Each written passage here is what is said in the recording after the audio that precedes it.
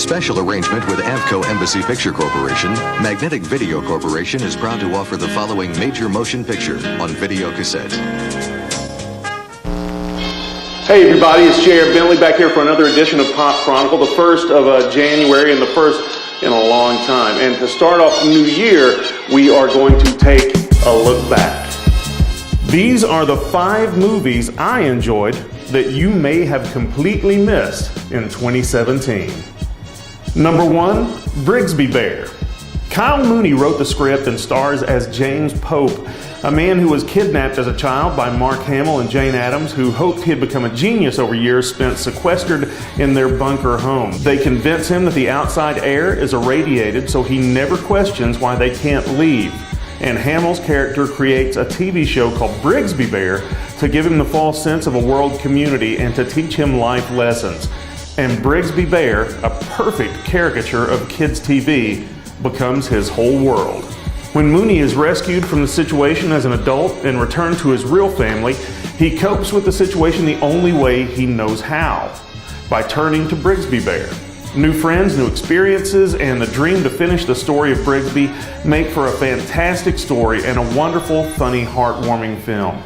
Greg Kinnear, Claire Danes, Matt Walsh, Beck Bennett, and Andy Samberg round out a stellar comedy cast worth watching.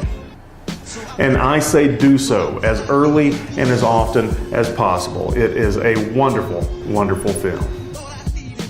Logan Lucky. Steven Soderbergh's latest heist film may be his best, or at least his second best. A tremendous cast including Channing Tatum, Adam Driver, Daniel Craig, Riley Keough, Katie Holmes, and Dwight Yoakam make good use of Rebecca Blunt's hilarious script, and the characters could not have been crafted any better. Tons of laughs, plenty of twists, and the perfect amount of gummy bear explosives help Logan Lucky stand out amongst the superhero movies of 2017, and it should have made more noise at the box office. I am incarcerated. Yeah, we got a plan to get you out. We need a computer whiz. I know everything there is to know about computers, okay? All the Twitters, I know them. The movie didn't perform exceptionally well, though, which is a crime itself.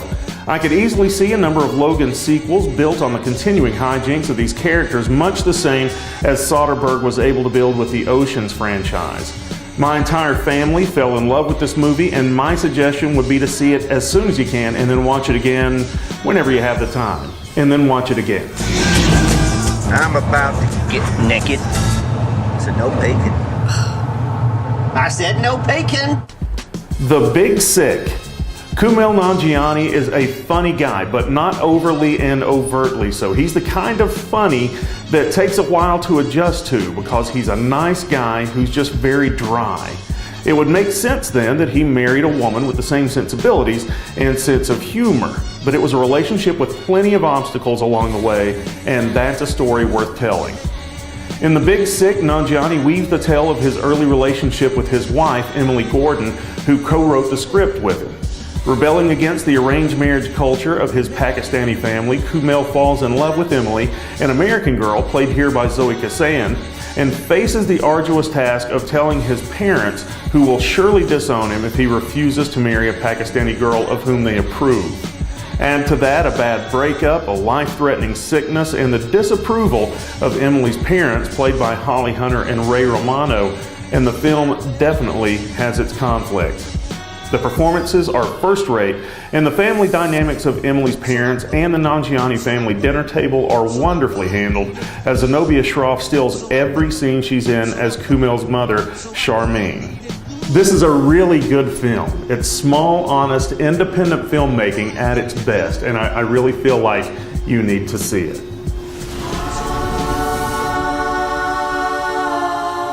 Home sweet home.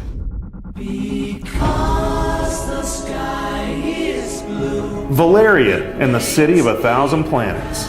If you love Luc Besson and you love big, dumb action movies, then this is the film for you. Besson's first return to science fiction since The Fifth Element, Valerian is flashy, bright, loud, and full of CGI crafted effects and characters that will definitely put a smile on your face. He's created a new universe with new races and life forms loosely based on the French comic Valerian and Laureline. Dane DeHaan and Cara Delevingne are serviceable as the two leads, and they don't drag the film down, but they certainly don't give performances reminiscent of Bruce Willis and Mila Jovovich either. But here's the thing, they don't really need to. If you're going to watch this film, you're probably watching it for the fun and not for the performances or the story, which both get lost from time to time. What doesn't get lost? The pace. It starts fast and picks up from there. The film did not perform extremely well at the box office and barely broke even before going to video, but I hope it finds the same cult-like following The Fifth Element did. It's definitely not as good, but the heart is still in the right place. If you don't mind your films a little flawed and your language a little raw, then Patty Cakes might just be the film for you. Lords and ladies of the royal court, the queen is in the building. Miss Patricia Dabrowski, aka Patty Cakes, aka Channel V. This isn't showtime at the Apollo, okay? Play make-believe on your lunch break. My daughter doesn't like real music. Patricia here's a rapper. The story of a Jersey girl's hip-hop aspirations, this film caught me totally by surprise. I expected something loud and vulgar and brash after watching the trailer, but I did not expect to be drawn into the family dynamic and the burgeoning relationships the way I was when I saw the film. Danielle McDonald plays Patty for all she's worth, and you not only root for her, you feel for her and hurt for her along the way. It would not surprise me to see her name popping up more and more in the near future. The film itself is absurd, really, with the prospect of easily attainable music success, but the characters make it seem so close and so special that you don't really care if the story is believable. It just feels real. The once young and beautiful Kathy Moriarty has become the always reliable, always amazing character actor grandmother over the years, and she is wonderful in this as well. Same goes for Bridget Everett's Barb, the mother we all hope to never have, and Patty's sidekicks of Jerry and Bastard, who help bring different aspects of Patty's personality to the forefront with their characters. If you want an uplifting story that doesn't really fit in with any of the other uplifting stories you've ever seen, this could be it. And I remind you again, it's very raw and it's kind of vulgar. There's a lot of language and a lot going on in this movie. But if you don't mind those things, Patty Cakes is a wonderful film. So there you have it. 5 movies that may have gotten under your radar throughout 2017 if you feel like you want to go back and check that kind of thing out. And there are plenty more to go on a list, and a list of movies I haven't even seen yet that I need to return to. Films like The Survivalist, Paint It Black, Better Watch Out, A Ghost Story, Lucky, Super Dark Times, Thelma, These Final Hours, and many, many more. If you love film, share your picks as well, because we all love a good suggestion.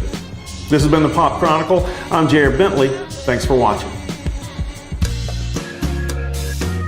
I know the truth, and the truth matters. And you have to face that and accept it.